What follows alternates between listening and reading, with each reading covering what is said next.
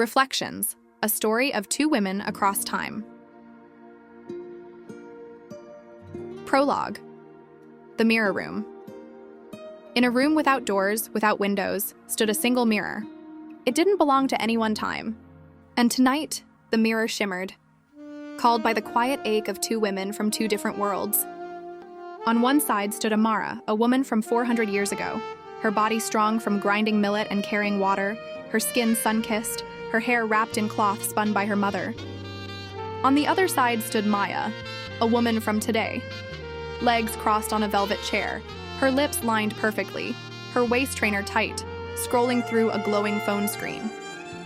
Neither knew they had summoned the other, until the mirror blinked and showed them both. Chapter 1. Amara, the Ancient Beauty. Amara lived in a world where beauty wasn't sold. It was inherited, like land, like rhythm. She wore beads that sang when she walked.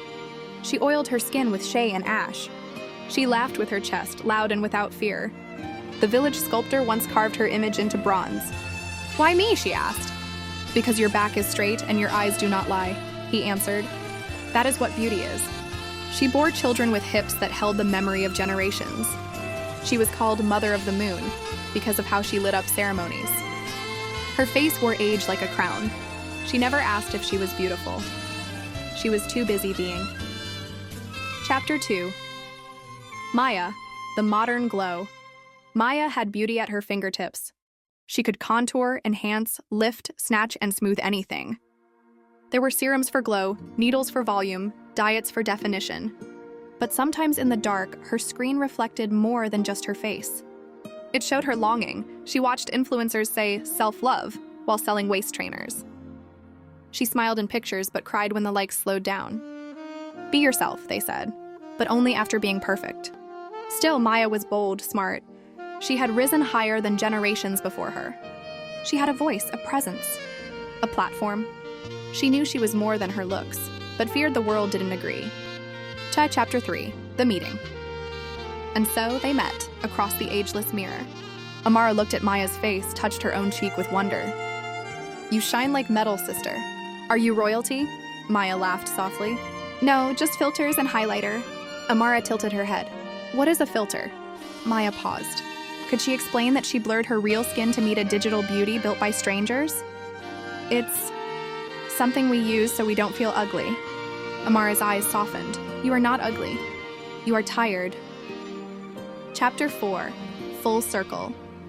Amara showed Maya how she bathed with herbs, how she whispered to her reflection and thanked her legs for carrying her. She told her about wrinkles earned, not feared, about stretch marks called lightning from the ancestors. And Maya showed Amara selfies, airplanes education, voting independence, dreams that Amara's world could not imagine. "We lost our roots," Maya said, "but we grew wings." They looked at each other, not as ancient and modern, but as women. Living, surviving, evolving. "You don't need to go back in time to be whole," Amara said.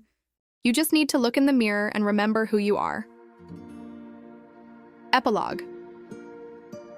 Today, Maya woke up with tears in her eyes. She looked in the mirror.